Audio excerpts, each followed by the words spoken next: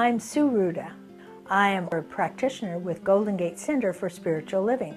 I am in awe of our founder, Ernest Holmes. I wanted to know more about him. I wanted to get to know the man and how he ticked. In other words, to know the science of Ernest's mind. Over 1 million people have studied the teachings of Dr. Ernest Holmes' The Science of Mind. Through stories you probably have never heard, we offer you a lighthearted glimpse into the many facets of a fascinating man, Dr. Ernest Holmes. I had a premonition that wherever I go after I shuck off this mortal coil, that someone will write a story of my life and try to paint me as a saint or crown me with a halo. My life was rich as it was, and it needs no embellishment. You can buy St. Mary, St. Paul, St. John, but nobody's going to buy a St. Ernie.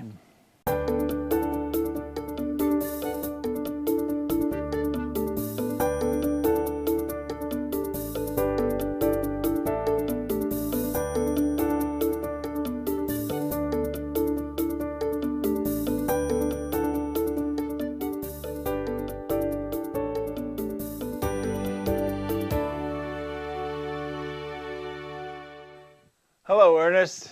Nice being here with you. You know, we go back a long time, my friend. Do you remember the time you bought that new car and pressed the starter to take a little drive?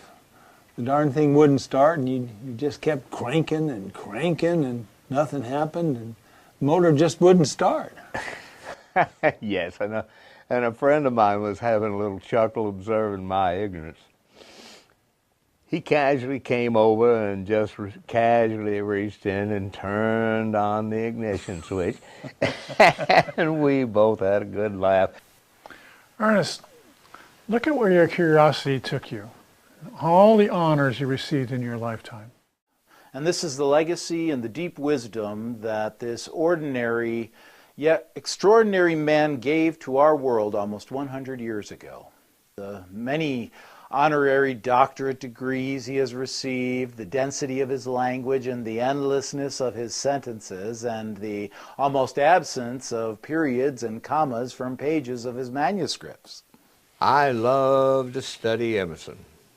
His essays were for me like taking a long drink of water on a hot day.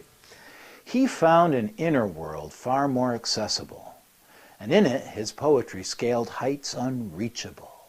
Visions unseeable, pierced the veil unknowable, as he was often wont to say.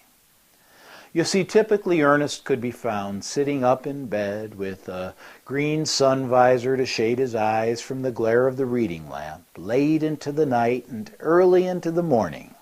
And it is there where he wrote his inspirational poems. Now, a number of Ernest's poems were set to music by some of his more famous friends. Friends who are outstanding composers. Friends as famous as Miss Peggy Lee, whose question in her famous song, "Is That All There Is?" seems to have been answered by her good friend Ernest's endless seeking into the thing itself. What it is, what it does, and how to use it.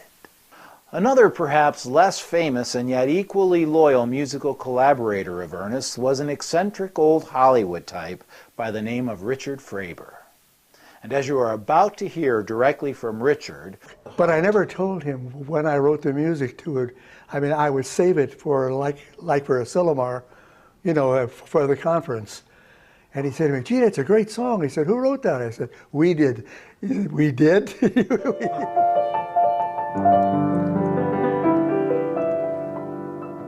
I said a prayer for you today, a simple prayer I often pray.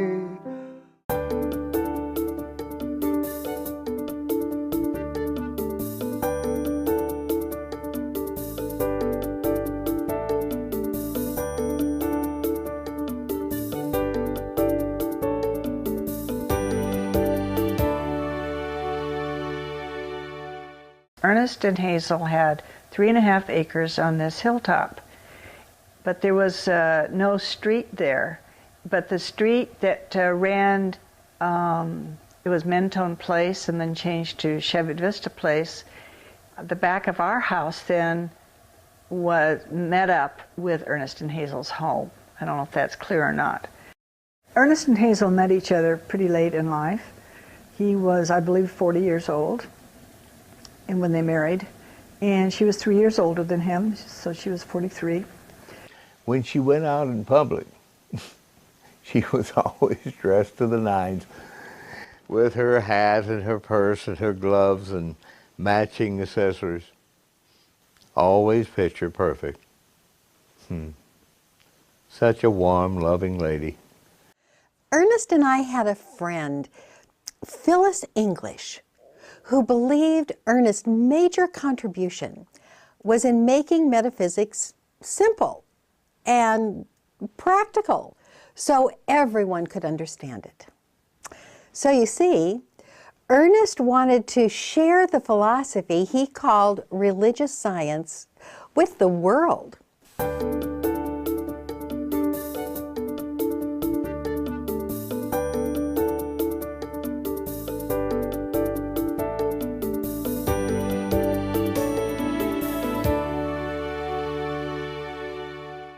No two people are alike, yet all people are rooted in the one. There is a power greater than you are, than I am, and we can use it. We are one.